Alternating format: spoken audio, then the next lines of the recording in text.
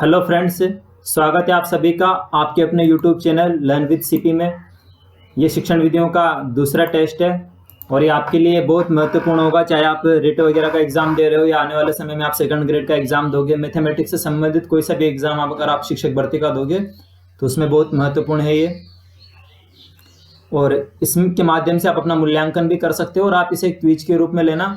इसमें 30 प्रश्न हैं और कमेंट्स करके मुझे जरूर बताना कि आपके कितने प्रश्न सही हुए हैं। तो चलते हैं पहले प्रश्न की तरफ। गणित विज्ञान की रानी है, यह परिभाषा दी है बेल ने, कांट ने, ग्रॉस ने, बेकन ने। तो बताइए किसने दी है परिभाषा गणित विज्ञान की रानी है। तो देखो ये परिभाषा दी है ग्रॉस ने। किसने दी है? ग्रॉस ने। इसमें सही आंसर क्या होगा? सी। ठीक है, स जो विकल्प है वो सही है।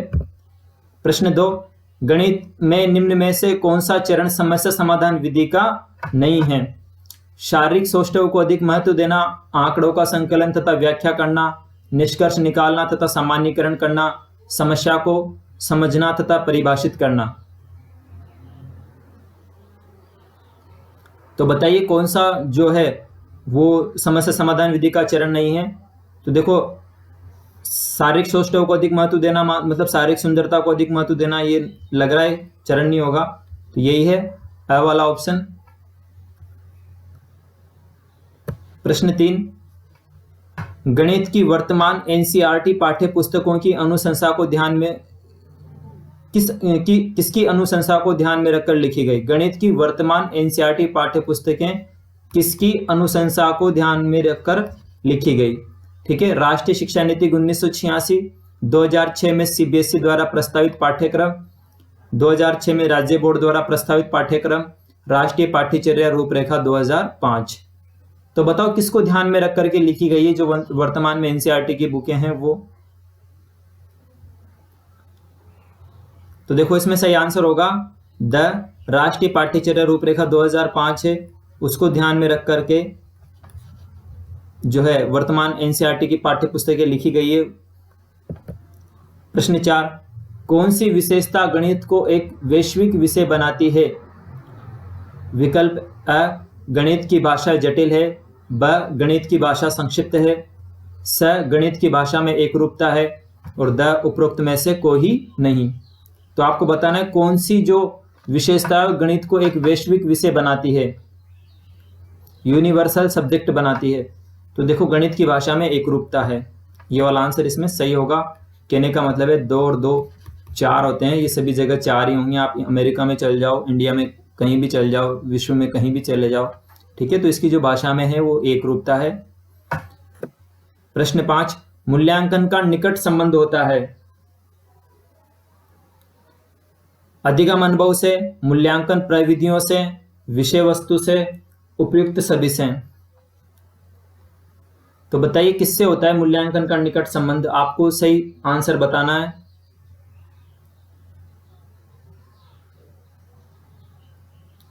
तो देखो मूल्यांकन के निकट संबंध की अपन बात करें तो अधिगम अनुभव से भी होता है, जो मूल्यांकन प्रविधियों से भी होता है, और विषय वस्तु से भी होता है, मतलब सभी से होता है। ठीक है,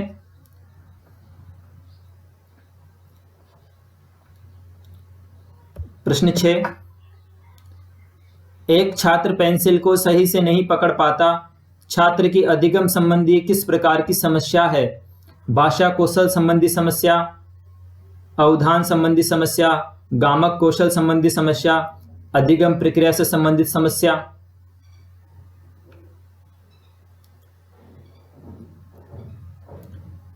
तो देखो दोस्तों, इसमें चलने फिरने वाली एक्टिविटीज के टाइप से होगी, एक तरीके से पेन पकड़ना गतिविधि टाइप से हो गया। तो गामक कौशल संबंधी समस्या, अवधान संबंधी समस्या रहती, ध्यान देने योग्य से, जैसे एडीएचडी आती है उसमें। अधिगम प्रक्रिया से संबंधित है ही नहीं। ठीक है, तो यहां पर क्या होगा? गामक कौशल संबंधी समस्या। प्रश्न 7, एक कक्षा 3 में एक शिक्षक विद्यार्थियों को 4562 और 728 का जोड़ करने के लिए कहता है। एक शिक्षार्थी प्रश्न के उत्तर में निम्न प्रकार की प्रतिक्रिया देता है।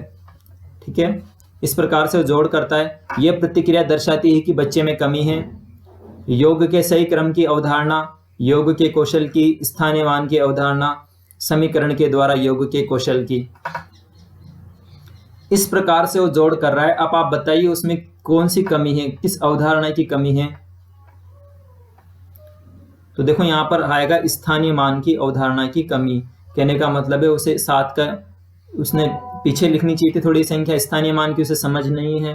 ठीक है, वो संख्याओं के स्थानीय मान के बारे में ज्ञान नहीं रख रहा है, इस वजह से उसने इस प्रकार का आंसर लाया है वो। ठीक है, तो आपका विकल्प सी है वो सही होगा, स वाला विकल्प। प्रश्न 8, निम्नलिखित में से कौन सा आगमन विधि का अंतिम सोपान है। ठीक है, यहां पर आपको बताना है कौन सा आगमन विधि का अंतिम सोपान है। विशिष्ट उदाहरणों का प्रस्तुतिकरण, नियमीकरण या सामान्यीकरण करना, परीक्षण एवं सत्यापन करना, निरीक्षण करना।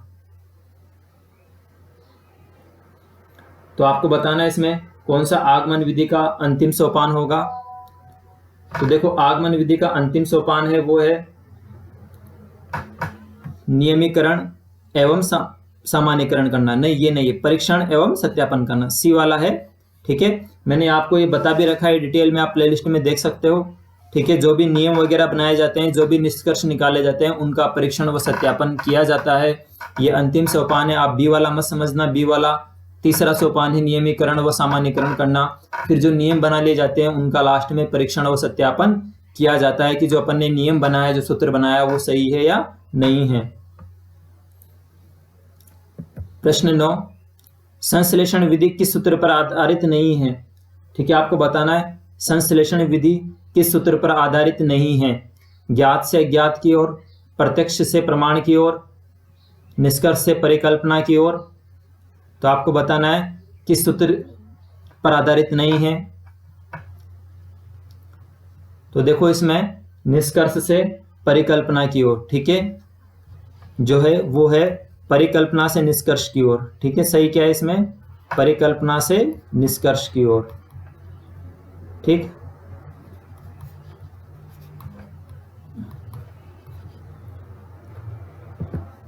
प्रश्न 10, निम्नलिखित में से कौन सा संश्लेषण विधि का गुण नहीं है, ये आपको बताना है। इस विधि द्वारा समस्या शीघ्र हल हो जाती है। ब में है इस विधि में अध्यापक को कम परिश्रम करना पड़ता है। स ये पाठ्य पुस्तक आधारित विधि है। द यह एक मनोवैज्ञानिक विधि है। तो बताइए कौन सा संश्लेषण विधि का गुण नहीं है। ठीक है, ये आपको बताना है। देखो ये यहां से ये वाले प्रश्न मैंने खुद बनाए, तो आपका वास्तविक मूल्यांकन होगा इन प्रश्नों से, जो प्रश्न 8 से चालू हैं। तो देखो यह एक मनोवैज्ञानिक विधि है, ये गुण नहीं है। ये कौन सी विधि है, अमनोवैज्ञानिक विधि है। ठीक है, अमनोवैज्ञानिक विधि है। ठीक है, तो इसमें ये होगा क्योंकि जो विश्लेषण विधि है वो मनोवैज्ञानिक है, संश्लेषण विधि अमनोवैज्ञानिक विधि है। ये ध्यान रखना आप, मनोविज्ञान के सिद्धांतों पर खरी नहीं उतरती है संश्लेषण विधि। निम्न में से कौन सा विश्लेषण विधि का गुण नहीं है। ठीक है, आपको बताना है विश्लेषण विधि का गुण नहीं है। इस विधि के द्वारा प्राप्त ज्ञान स्थायी होता है। इस विधि में अध्यापक विद्यार्थी दोनों सक्रिय रहते हैं। इस विधि में अध्यापक विद्यार्थी दोनों सक्रिय रहते हैं। इस विधि के द्वारा विद्यार्थियों में तर्क शक्ति, विचार शक्ति और कल्पना शक्ति का विकास होता है। यह छोटी कक्षाओं के लिए उपयोगी है। तो आपको बताना है कि कौन सा इसमें जो विश्लेषण विधि का गुण नहीं है। तो देखो ये छोटी कक्षाओं के लिए उपयोगी है, ये वाला गुण नहीं है। ठीक है, विश्लेषण विधि बड़ी कक्षाओं के लिए उपयोगी है, ये छोटी कक्षाओं के लिए उपयोगी नहीं है, इसलिए द वाला इसमें सही है।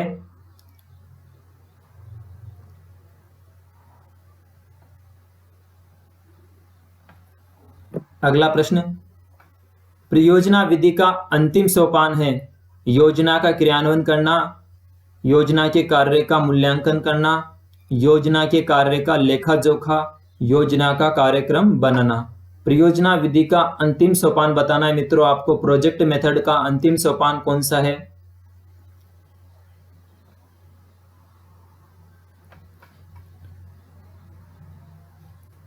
तो देखो दोस्तों, प्रोजेक्ट मेथड का जो अंतिम सोपान है वो होता है कार्यों, योजना के कार्यों का लेखा जोखा रखना, अभिलेखन करना, ठीक है। और शब्द भी आते हैं रिकॉर्ड, ठीक है, अभिलेख करना, ठीक है ना। तो कुछ भी हो, रिकॉर्ड, लेखा जोखा, ये तीनों एक जैसे हैं। तो ये परियोजना विधि का अंतिम सोपान है, ठीक है। ध्यान रखना, बहुत सी बार प्रश्न पूछा जा चुका है कि प्रोजेक्ट मेथड का या परियोजना विधि का जो अंतिम सोपान क्या है, लेखा जोखा रखना है। प्रश्न 13, त्रिभुज के तीनों कोणों का योग 180 डिग्री या 2 समकोण के बराबर हैं। यह किस विधि के द्वारा सिद्ध किया जा सकता है? निगमन विधि, संश्लेषण विधि, प्रयोगशाला विधि, खोज व अनुसंधान विधि द्वारा।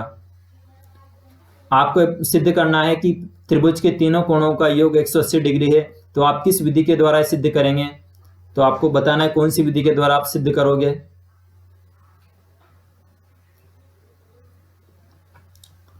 तो देखो दोस्तों, इसमें होगा प्रयोगशाला विधि।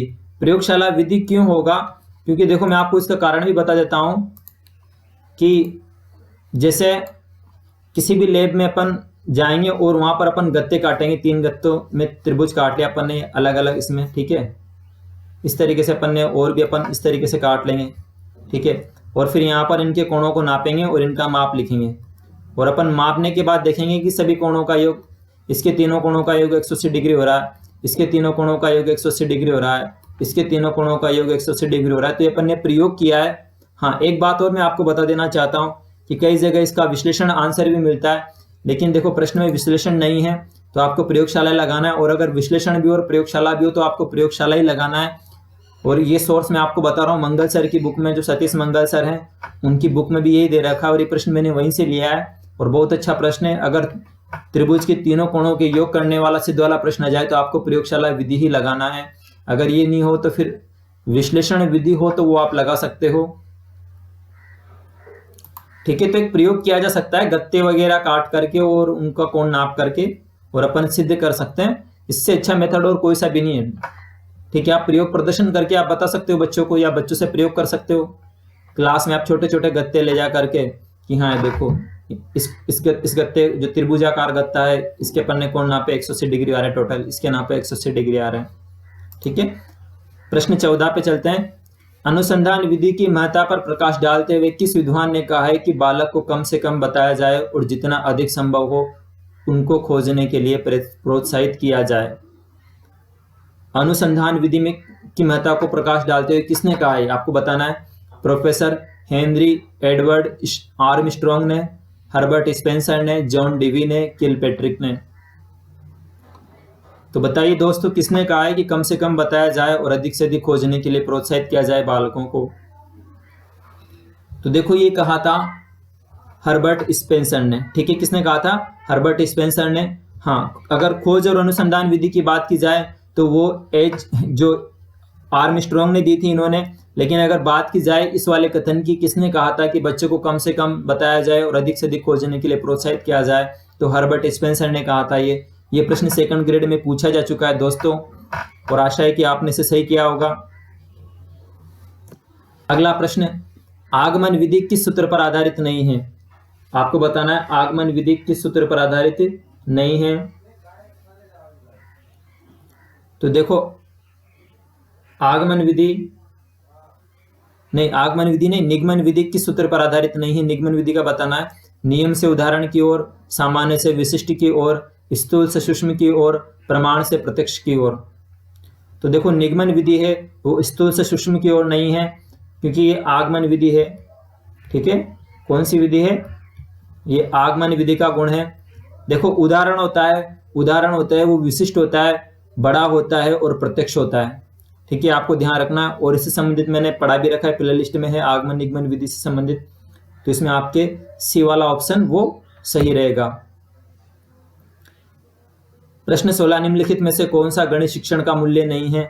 आपको बताना है कौन सा गणित शिक्षण का मूल्य नहीं है। ये रिट वालों की दृष्टि से, रिट के एग्जाम की दृष्टि से बहुत महत्वपूर्ण प्रश्न है। आ सकता है ऐसा प्रश्न जो गणित शिक्षण के मूल्य आपके सिलेबस में है, तो आपको बताना है कौन सा मूल्य नहीं है।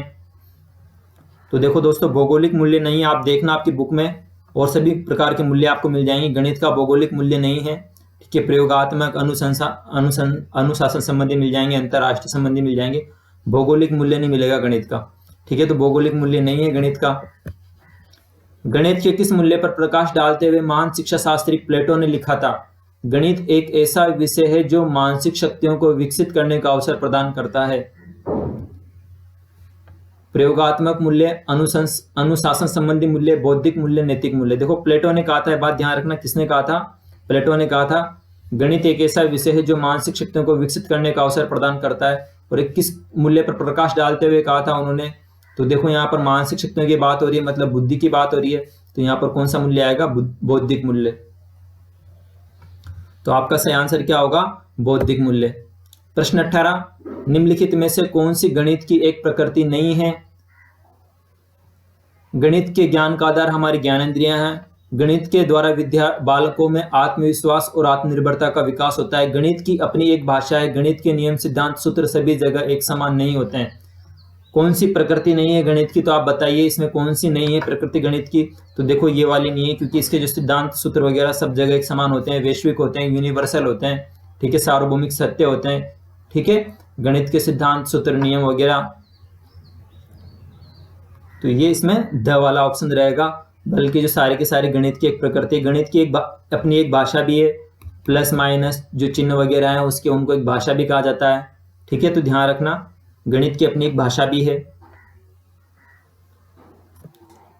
निम्न में से कौन सी श्रव्य दृश्य सहायक सामग्री नहीं है? आपको बताना कौन सी श्रव्य दृश्य सहायक सामग्री नहीं है। Model, Doordarshan, film, VCD.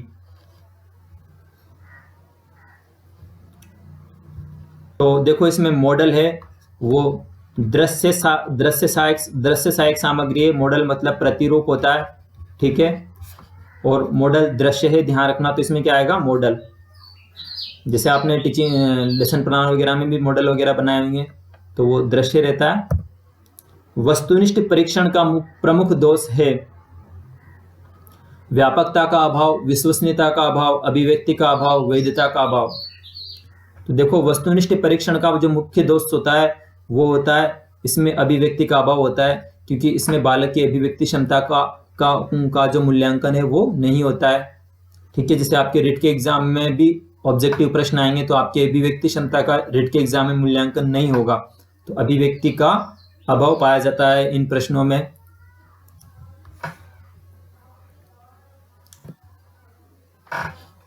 गणित शिक्षण में मूल्यांकन के प्रमुख कार्य हैं। गणित शिक्षण में मूल्यांकन के प्रमुख कार्य हैं निदान, उपचार, शिक्षण में सुधार। उपचार, प्रगति परख, शिक्षण में सुधार। निदान, प्रगति परख, शिक्षण में सुधार। उपचार, निदान, प्रगति परख। तो बताइए इसमें क्या आएगा?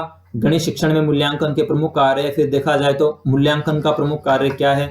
तो देखो निदानात्मक मूल्यांकन भी होता है, उपचारात्मक शिक्षण होता है। तो देखो निदान करना, कमियों को जानना, फिर उपचार करना और फिर शिक्षण में सुधार हो जाता है। तो ये अ वाला है वो सही रहेगा, निदान, उसके बाद उपचार करना, निदान के बाद उपचार आता है, तो ये ध्यान रखना, और फिर शिक्षण में सुधार।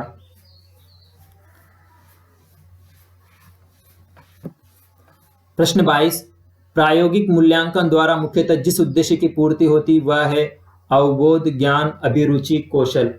प्रायोगिक मूल्यांकन द्वारा मुख्यतः जिस उद्देश्य की पूर्ति होती है वो आपको बताना है।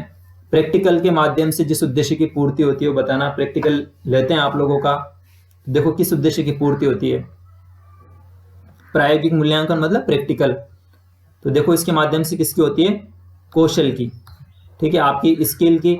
आप प्रयोग कर पा रहे नहीं कर पा रहे हो, प्रयोग कब करेगा व्यक्ति? जब उसके अंदर स्किल पैदा हो जाएगी, उसके अंदर कौशल आ जाएगा। कोई भी कौशल आने पर ही व्यक्ति प्रयोग कर सकता है, और उस प्रायोगिक मूल्यांकन का मुख्य उद्देश्य क्या रहता है? कौशल को जानना कि कौशल इसके अंदर विकसित हुआ है नहीं हुआ है। प्रश्न 23, कोई बालक गणित की संक्रिया, गणित के खेलों, गणित के शिक्षकों आदि के प्रति सकारात्मक सोच रखता है, इससे गणित शिक्षण का कौन सा उद्देश्य पूरा होता है?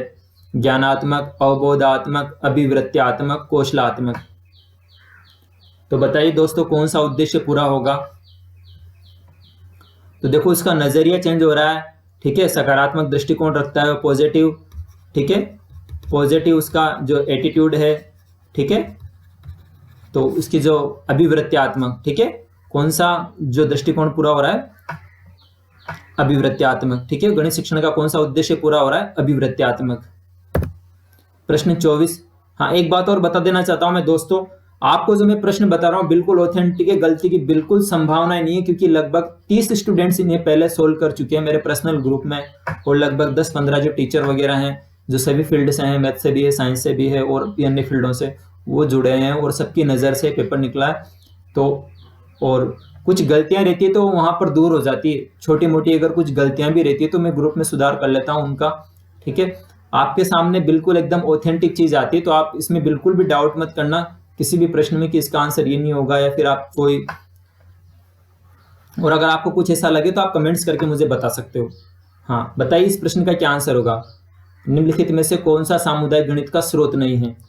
तो देखो, सामुदायिक गणित का स्रोत क्या नहीं है, युद्ध स्थल, ठीक है, बल्कि सारे सामुदायिक गणित पुस्तकालय में भी जाओगे आप तो वहां भी आपको गणित की आवश्यकता पड़ सकती है, पंचायत, ठीक है, सामुदायिक गणित माना जाता है, चिड़ियाघर, संग्रहालय वगैरह, युद्ध स्थल सामुदायिक गणित का स्रोत नहीं है। अपने आसपास के परिवेश किसमें बात होती है। प्रश्न 25।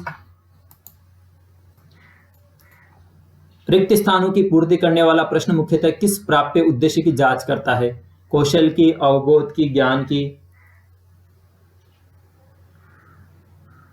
अभिरुचि की। तो बताइए किस उद्देश्य की जो है वो जांच करता है। तो देखो, सोचो किस उद्देश्य की जांच करेगा। तो देखो, इसमें आता है ज्ञान की, ठीक है, प्रत्यास्मरण करना, प्रत्याभिज्ञान करना, ठीक है, खाली स्थान में कि हाँ कौन सा आएगा, 2-3 में से देख करके उधर बढ़ना, ठीक है, तो उस से प्रत्याभिज्ञान कर सकते हैं, प्रत्यास्मरण कर सकते हैं, तो ये ज्ञान की करता है, ये ध्यान रखना। इसका आंसर क्या होगा, ज्ञान। बच्चों के वर्गीकरण और कक्षा उन्नति में निम्न में से कौन सा मूल्यांकन अति आवश्यक है, व्यापक मूल्यांकन, सतत मूल्यांकन, मनोवैज्ञानिक मूल्यांकन, व्यक्तित्व मूल्यांकन। तो देखो, अगर बच्चों की बात की जाए उनके वर्गीकरण के लिए, क्लासिफिकेशन के लिए कि कौन बच्चा जो मंद बुद्धि है, कौन प्रतिभाशाली है, ठीक है, या कौन ए ग्रेड का है, कौन बी ग्रेड का है, या फिर किसको अगली कक्षा में पहुंचाना है, किसको नहीं पहुंचाना है, तो इसके लिए आवश्यक है कि व्यापक मूल्यांकन हो उनका, ठीक है, अलग अलग तरीके से उनका मूल्यांकन हो, उनके व्यक्तित्व के सभी पक्षों का मूल्यांकन हो, ठीक है, तो व्यापक मूल्यांकन इसमें होगा। सतत मूल्यांकन नहीं होगा, सतत तो मतलब लगातार मूल्यांकन हो जाता है कि हाँ आप 15 दिन में टेस्ट लो, लेकिन मूल्यांकन एक पक्ष का नहीं बल्कि सभी पक्षों का होना चाहिए, मतलब व्यापक होना चाहिए, व्यापक आंसर इसमें बेस्ट रहेगा। प्रश्न 27। निम्न में से कौन गणित का प्रयोग नहीं कर रहा है, सीता सब्जी वाले से सब्जी खरीद रही है, रमन अपने पिता की दुकान का बही खाता जांच रहा है, राहुल खेत में अपने चाचा के साथ काम कर रहा है, सुनीता धूप में सूख रहे कपड़ों को गिन रही है। तो बताइए किसमें गणित का प्रयोग नहीं हो रहा है।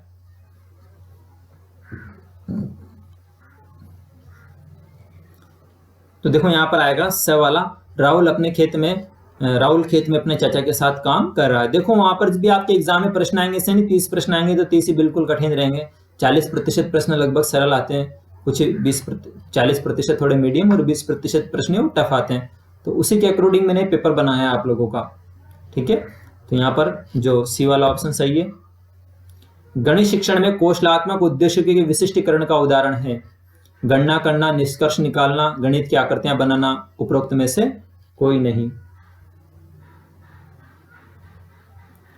तो देखो, यहां पर जो कौशलात्मक स्किल होती है, तो स्किल का देखो एक व्यवहारगत परिवर्तन होता है, आकृतियां बना सकेगा, ठीक है, विभिन्न प्रकार की आकृतियां बनाना कौशल के अंतर्गत आता है, स्किल के अंतर्गत आता है। तो गणित की आकृतियां बनाना, वो चतुर्भुज बना सकेगा, पंचभुज बना सकेगा, कोण वगैरह बना सकेगा, चांदे की सहायता से, प्रकार की सहायता से, ठीक है। तो